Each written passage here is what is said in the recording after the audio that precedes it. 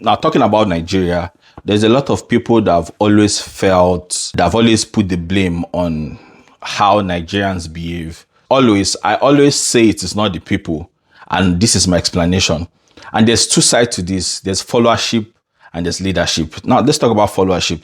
You see, when it comes to followership, what rules in any society is not what the majority thinks. It is the thoughts, aspirations, belief of the leader that is in charge. The population just vote for who they want. For instance, if a population of 1 million people vote for a leader in their country, they don't run the day to day. It is still the ideologies, the belief of the person in charge that dominates. Nigerians, what is happening in Nigeria a lot of time is a consequence of bad leadership over time.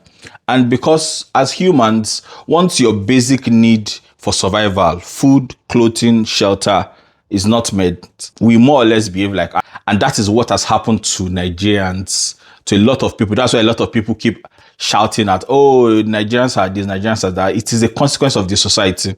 Trust me, in a lot of developed world, if not because there's regulation, there's like speed limit on the road, there's camera on the road, every other person will also drive above the speed limit or just misbehave. It's because there are regulations to counter this.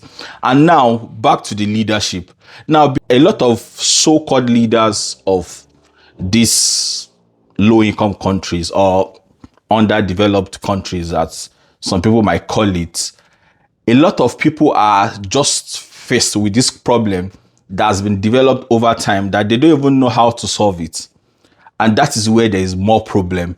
It is now even difficult because there's a negative feedback for every time they try to build any form of progress, because a lot of people that has been so used to negativity tend to be a stumbling block to what they want to achieve. And now they're even more frustrated that, oh, we can't achieve this because of the people.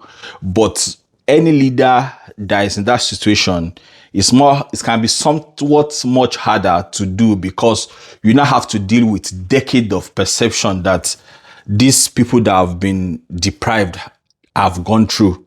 Because environment shapes us in a way that we don't know. If you've lived in a particular type of environment for a long time, it shapes you in ways that you don't expect. You begin to act out that way, even unconsciously. So to a lot of people, especially in Nigeria, my own country, a lot of people have suffered so much that they've seen the abnormality as the norm.